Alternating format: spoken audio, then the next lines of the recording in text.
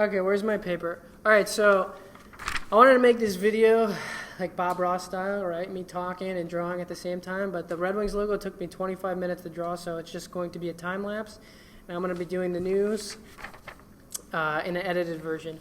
Okay, so where's my Olli Maatta statistics?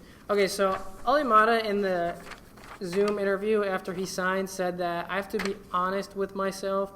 The last couple of seasons haven't been that great, but I haven't been that big of a disaster either. See, I don't know about that, Olli. You're a defensive player. I'm not going to say it was a disaster because that would be an exaggeration. Last year, he had 8 points in like 67 games. I should know that. Let's run through all of the points he got. October 30th, first assist was a secondary. November 13th, he got his second assist, which was another secondary assist. December 16th is when he scored his first and only goal. I have it noted as started game. Okay, so he started the game. That's cool. It was a deflection, drops down from the left point, wide open. Okay, so I believe it deflected off of a player on the other team's stick, so this really wasn't that spectacular of a goal. And then in the March of March, he did pretty good. I believe he had 4 points total that month. He had out of his 7 assists that year, he had his 2 and only primary assists. So 5 out of the 7 assists were secondary. He wasn't really that spectacularly offensive that year. Time on ice. So 21-22 season, he got kind of shafted.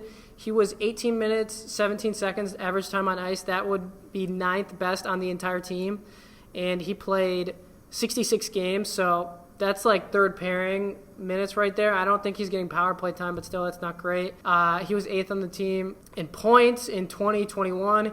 The guy had 4 points in a shortened season, 41 games. That's like, 0.1 points a game. That same season, he ranked 7th in time on ice this isn't great, 16 minutes, 26 seconds. So he's really was getting underused when he's in Pittsburgh the last 2 years. You rewind again to the 2019-20 season. He actually had a way better season. He averaged 18 minutes, 25 seconds on ice, and he scored, 17 points. So, 4th on the Blackhawks in points. At that time, they made the playoffs in the bubble, and they beat the Oilers in that very peculiar series. Picked up 6 points in 9 games, so he has a history of playoff performance. He's won 2 Stanley Cups. The last thing I'll say about him is he scored 29 points 2 times before, and in his rookie year, he finished 5th in Calder voting, ahead of Jacob Trouba, Elias Lindholm, Sean Monahan, and Chris Kreider. That year was the year Nathan MacKinnon was a rookie, and he won the Calder, so he's got some offensive capabilities. He says how he describes himself is that he's not flashy. He's solid both ways. His first priority is to keep his own goal clean, but he says he does have some offense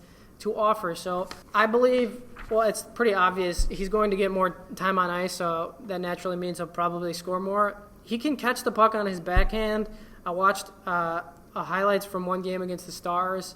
He likes to pop down from the top of the point.